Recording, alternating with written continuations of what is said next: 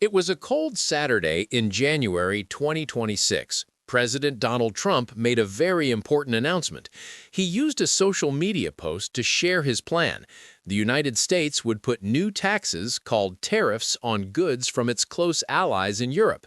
These countries included Denmark, France, Germany, and the United Kingdom. First, the tariffs would be 10%. Later, they would go up to 25%. President Trump had one main goal. He wanted to force Denmark to sell Greenland to the United States. This news shocked many people around the world. It ended many years of peace and cooperation between America and its friends in Europe. The global order, which means how countries work together, was now at risk. This action started a big problem. President Trump strongly wanted to get Greenland, but the people of Greenland did not want to be sold. Leaders in Europe also strongly disagreed with Trump's plan. They called his actions unacceptable. The conflict was clear: Trump's wish for the Arctic land against the strong will of Greenlanders and Europeans. Many people quickly asked a serious question. Did President Trump even have the legal power to set these tariffs?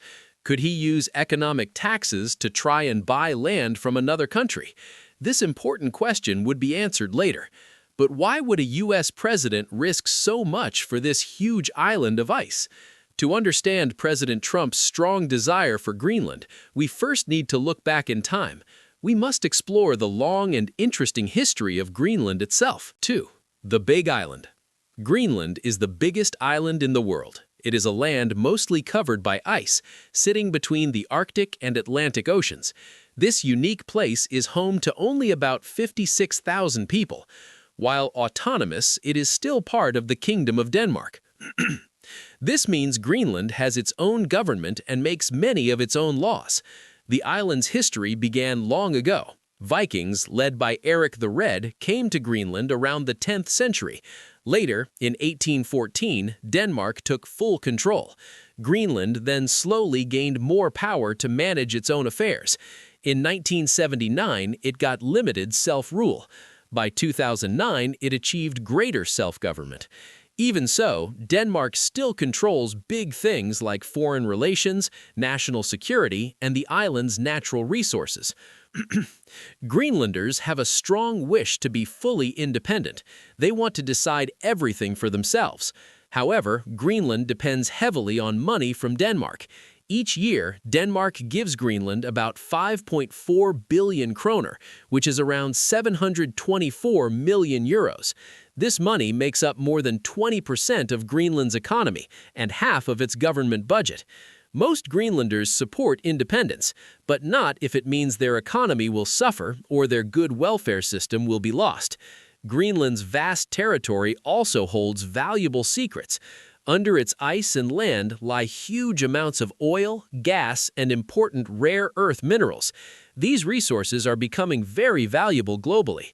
Because of these treasures and its strategic location, Greenland was about to become a key player in a global game. Its people desired independence, but their economy was tied to Denmark. Greenland would soon find itself at the center of a big power struggle. President Donald Trump had a strong interest in this remote island. Why was he so obsessed? The answer lay in its strategic position and its hidden rich resources. 3. A special place. President Donald Trump had very strong reasons for wanting Greenland. He saw it as a truly special place, critical for the United States' future. This deep belief was why he was willing to take such big risks to acquire it. One major reason was Greenland's vital military and geographic importance. For decades, it has been crucial for the defense of North America, especially since World War II. The United States already operated a key military facility there, the Patuffik Space Base, located in northwestern Greenland. This base played a critical role in missile warning, missile defense, and keeping an eye on space for both the United States and NATO. Furthermore, Greenland helped guard a strategic ocean area known as the GIUK Gap, Greenland, Iceland, United Kingdom. In this area, NATO forces watch for Russian naval movements in the North Atlantic.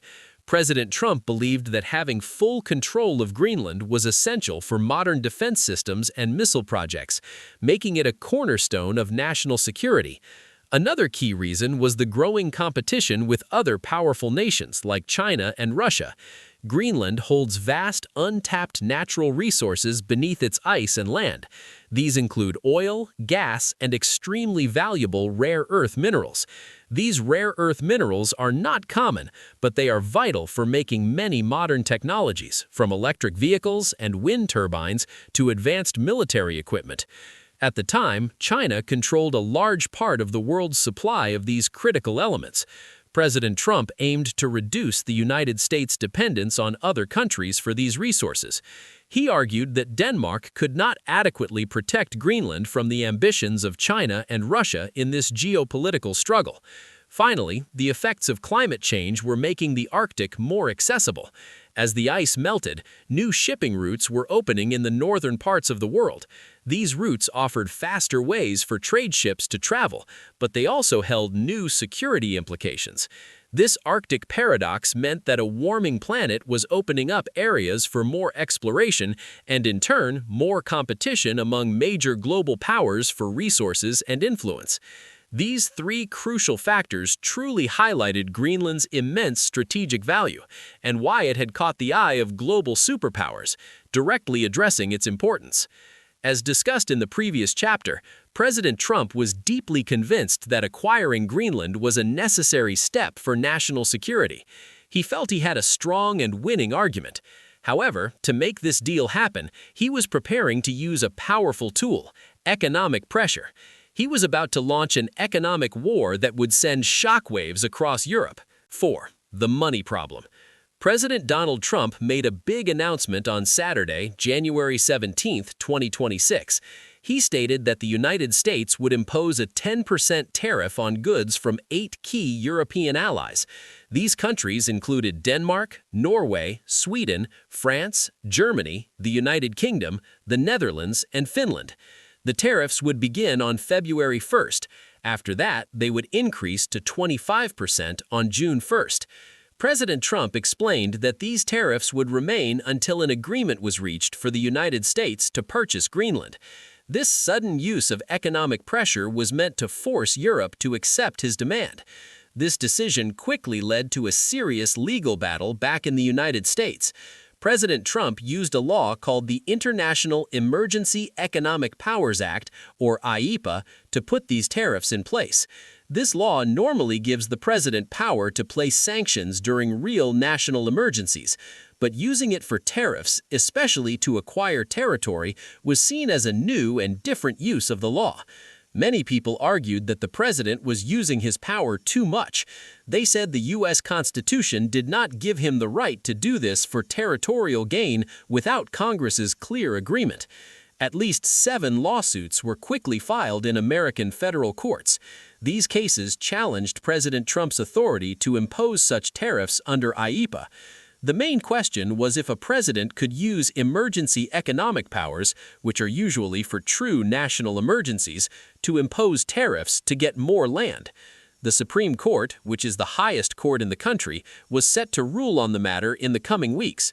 During earlier discussions, both conservative and liberal justices had expressed doubts about the tariffs' legality. With the tariffs' future hanging in the balance, President Trump's ultimatum landed like a declaration of war in European capitals. Their response would be swift, united, and defiant. 5. Europe says no. President Donald Trump's plan to place tariffs on key European allies caused a swift and strong reaction. Leaders across Europe spoke out immediately against the move. They were united in their message. Europe would not be forced into any deal about Greenland. UK Prime Minister Keir Starmer was clear. He said that putting extra taxes on friendly nations for their shared security was completely wrong.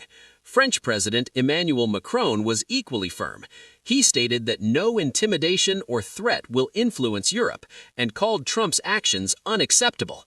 Macron promised that European countries would respond together and in a planned way if the tariffs truly began. 8 European nations, including Denmark, Norway, Sweden, France, Germany, the United Kingdom, the Netherlands, and Finland, made a joint statement. They warned that the tariff threats would hurt their friendship with the U.S. and risk a dangerous spiral of bad relations. They vowed to stay united and protect their sovereignty, which is their right to govern themselves. Swedish Prime Minister Ulf Kristersson stated directly, Sweden will not allow itself to be blackmailed. Even Italian Prime Minister Giorgia Meloni, who had usually gotten along with President Trump, called his actions an error. Because of this serious threat, ambassadors from all 27 European Union countries held an urgent meeting in Brussels. They discussed what steps to take next. European Union's foreign policy chief, Kaja Kallas, warned that these tariffs would hurt both Europe and the U.S., making both sides poorer. She believed that countries like China and Russia would benefit from such divisions among allies. The tariff threat also put a new important U.S.-EU trade deal in danger. The European Parliament was set to debate this agreement soon, but now